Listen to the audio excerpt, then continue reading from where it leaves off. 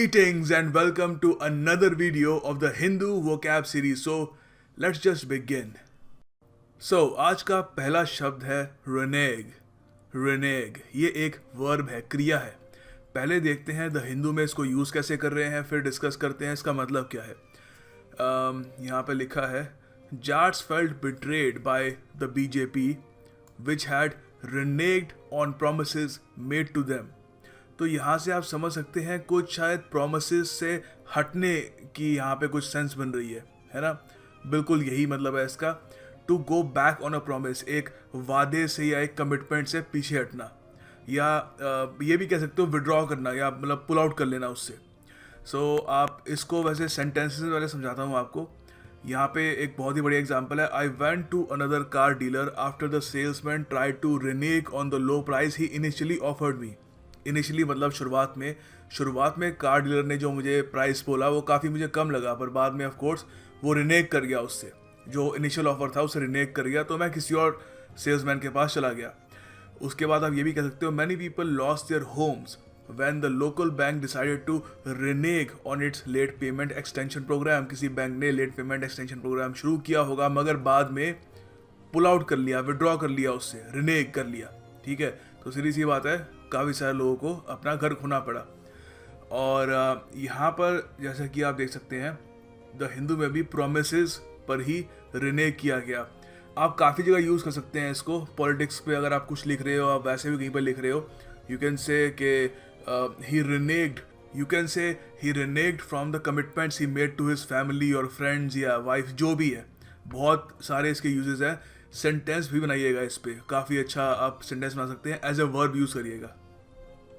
अगला शब्द है पैल्पेबल. बहुत ही अलग अलग तरीके से आप इसको यूज़ कर सकते हैं एज एन एडजेक्टिव. बहुत शानदार वर्ड एक्चुअली. पहले जरा देखिए द हिंदू में इसको यूज़ कैसे कर रहे हैं, फिर इसका अर्थ समझाता हूँ आपको. तो द हिंदू में कह रहे हैं Muslims I spoke to were more guarded in their choice of word. सीधी सी बात है, जब जो भी वो शब्द कह रहे थे नाप तोल के बात कर रहे थे, कुछ होता ना, ज़्यादा नहीं बोल रहे थे. Avoiding direct attack on Hindus, ये यूपी की जो सिचुएशन है इलेक्शन टाइम में, उसके कंटेक्स्ट में बात हो रही है यहाँ पे. आगे लिखा हुआ है but the tension was palpable. Tension palpable थी. पैल्पेबल का मतलब होता है इतनी इंटेंस के आपको ऑलमोस्ट आपको लगता है मैं छू सकता हूँ इसको. टेंजिबल वो होती हैं जो छू सकते हैं हम चीज़ें. फॉर एग्जाम्पल ये मेरे सामने माइक्रोफोन है, मैं इसको छू सकता हूँ, मगर क्या मैं फीलिंग्स को छू सकता हूँ, क्या मैं फ्रेंडशिप को छू सकता हूँ? नहीं छू सकता, वो टेंजिबल नहीं है. सो अब यहाँ पर कह रहे हैं कि टेंशन इतना ज़्यादा है वहाँ पर हिंदू मुस्लिम कॉन्फ्लिक्ट को लेकर कि इट इज़ पैल्पेबल. आप इतनी ज़्यादा थिक टेंशन है कि आप एक तरीके से छू सकते हो उसको. ठीक है, इडियोमैटिक वे में कहने का तरीका होता है ये. आगे यहाँ पर सेंटेंसेस में और समझाता हूँ, क्लियर हो जाएगा. The hatred between the wrestlers was palpable and seem to fill the entire stadium. तो यहाँ पे आप देख सकते हैं दो रेसलर्स हैं, इनके बीच में जो हेट्रेड है, नफरत है एक दूसरे के लिए, इतनी पैल्पेबल है कि पूरे स्टेडियम में महसूस की जा रही थी. तो काफ़ी सारे ये इमोशंस होते हैं, नफरत, टेंशन, डर, प्यार, ये सब कुछ आप कह सकते हो. जो बहुत ज़्यादा हो रहा हो ना, अतिशयोक्ति करनी हो, तो आप कह सकते हो पैल्पेबल है, मतलब ऑलमोस्ट आप छू सकते हो, इतना ज़्यादा इंटेंस है. और जगह से भी आप इसको यूज़ कर सकते हो. Video technology has made it so that even people who are a continent apart can seem palpable to each other. सीधी सी बात है, आप स्काइप पे किसी से बात करो, ऐसा लगता है कि वो पर्सन ऑलमोस्ट सामने ही है आपके. वो दूरी काफ़ी हद तक मिट सी जाती है. इट ऑलमोस्ट सीम्स कि दे आर टेंजिबल, मतलब seems that they are tangible. ये नहीं कि मतलब अगर कोई चीज़ को आप छू सकते हो तो वो पैल्पेबल नहीं रही.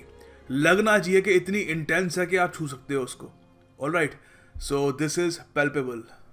ओके, अगला शब्द है इनविंसिबल. देखो, इनविंसिबल का अर्थ होता है अजय, जिसको आप डिफीट नहीं कर सकते, हरा नहीं सकते, ना उसको ओवरकम कर सकते हो. ये तो नाउन हो गया इनविंसिबिलिटी.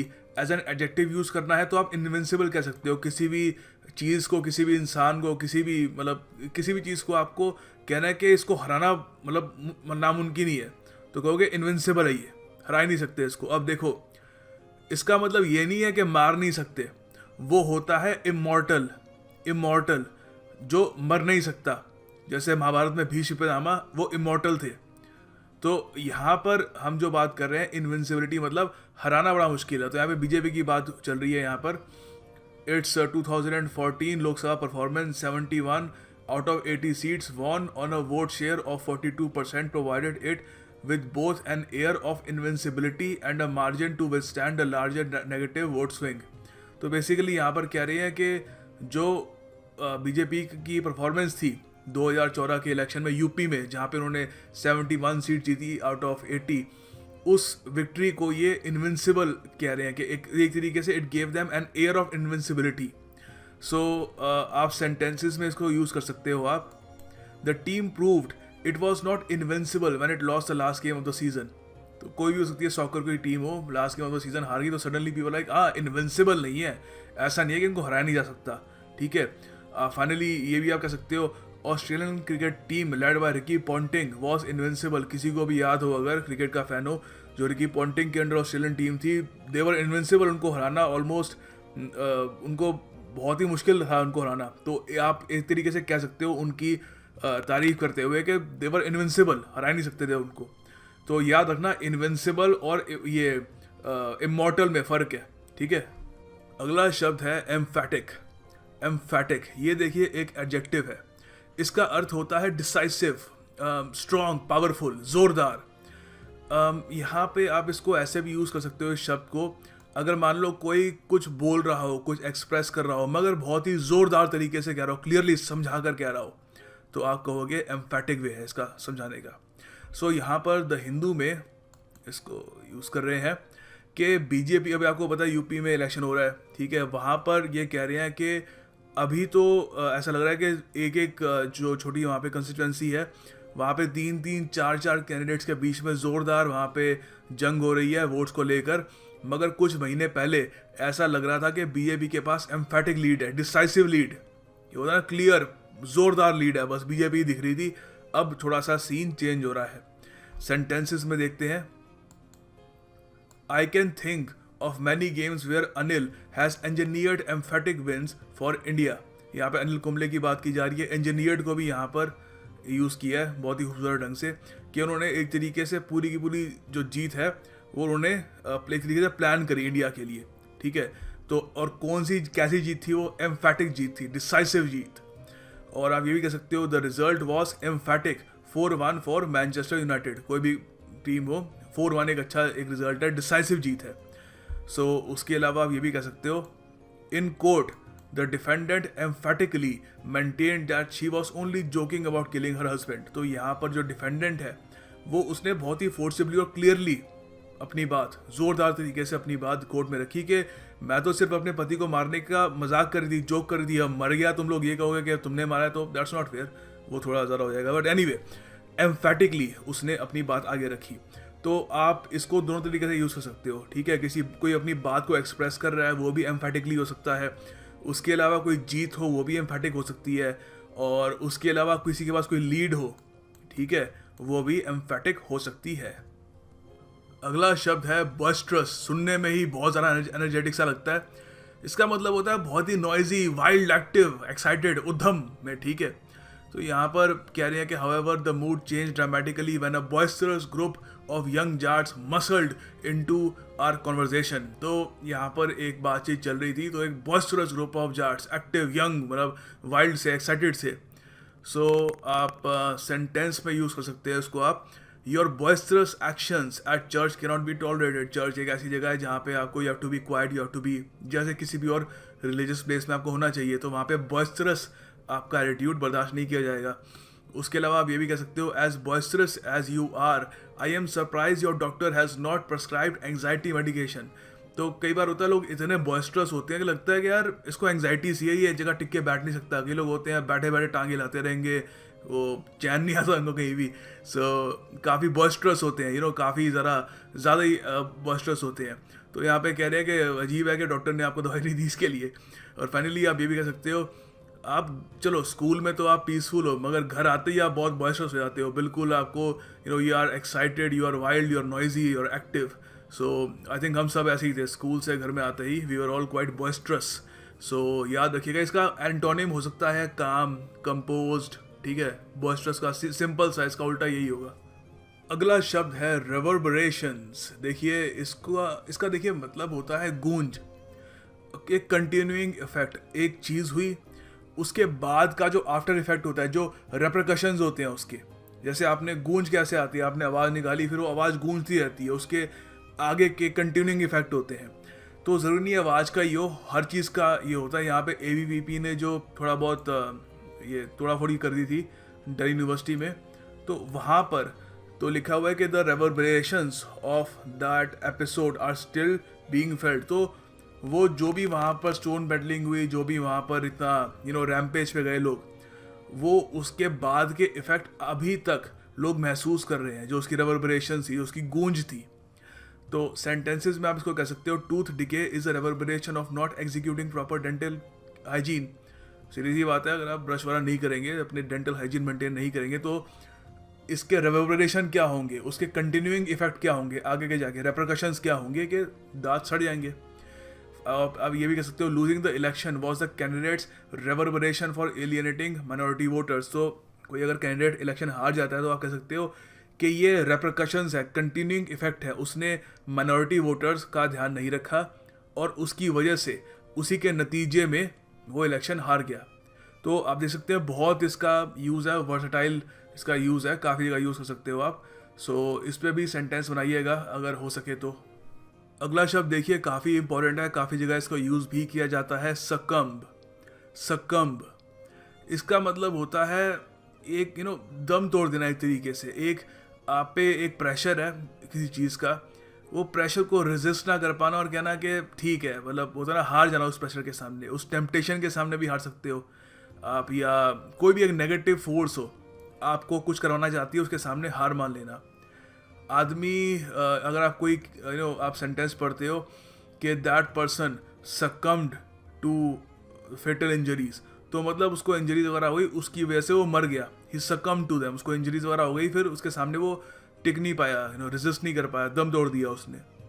तो यहाँ पे कह रहे हैं कि but when a students organisation uses violence to have a seminar cancelled and when the authorities succumb so easily, Indian academia stands diminished। तो यहाँ पे कह रही है कि यहाँ पे अथॉरिटीज जो थी वो सकम कर गई। वहाँ पर जो ABVP थी उसने कहा कि नहीं ये सेमिनार कैंसिल होगा, तो उसके सामने जो अथॉरिटीज थी उन्होंने कहा ठीक है यार, वो प्रेशर जो था ABVP का वो झेल नहीं पाए, वो सकम कर गए।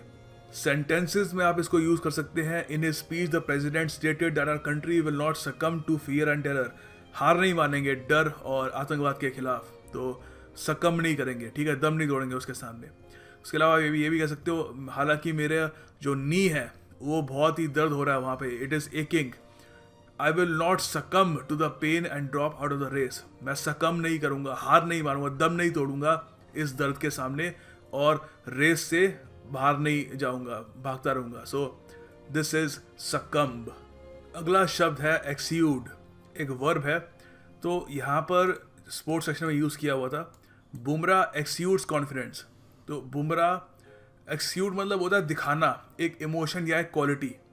आप कॉन्फिडेंस एक्सीयूड कर सकते हो, ब्रेवरी एक्सीयूड कर सकते हो, आप काइंडनेस एक्सीयूड कर सकते हो, ठीक है, ओपनली, स्ट्रांगली, ठीक है। एक तरीके से आप मतलब एक वर्ड होता है ऊज करना। अगर एग्जाम में पूछेंगे आपसे सिनोनिम तो इनसे पूछ सकते हैं, ऊज करना या रिलीज करना। तो आपसे निकल रही है वो चीज़, ठीक है, आप मतलब एक तरीके से कहते हैं कि ही वॉज ऊजिंग कॉन्फिडेंस, लग रहा था कि बस पूरा फुल कॉन्फिडेंट है, openly, people could actually feel his confidence. आपको सेंटेंसेस और अच्छे समझ में आ गई है। You can say the new singer and guitar player exude emotion. तो जो नया सिंगर या गिटार प्लेयर है वो एक्सीक्यूट करता है इमोशन। और आप ये भी कह सकते हो, her smile helped to execute an extreme sense of happiness. तो एक स्माइल है ऐसे एक्सीक्यूट कर रही थी an extreme sense of happiness. You can also say he went into his interview ready to execute professionalism. Professionalism क्या कर रहा था वो, डिस्प्ले में के आई एम प्रोफेशनल, ओपनली दिखा रहा था। सो दिस इज एक्सीक्यूट, ओपनली दिखाना। अगला वर्ड है सिटाडेल। तो यहाँ पे द हिंदू की एक आर्टिकल था, उसका जो ये था टाइटल था, वहाँ पे लिखा हुआ था BJP landslide in western Maharashtra, Pawar Citadel. Western Maharashtra को शरद पवार जो एनसीपी के चेयरमैन हैं, उनका गढ़ माना जाता रहा, उनका किला माना जाता रहा।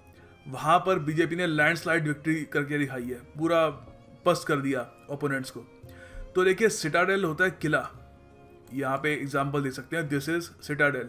तो यहाँ पे ऑफ कोर्स वहाँ पे शरद पवार जी किला बना के नहीं बैठे हुए, उनकी पकड़ इतनी थी वहाँ पर वोटर्स पे कि वहाँ पर उनको हराना एक तरीके से लग रहा था कि एक किले को भेजने जैसा है।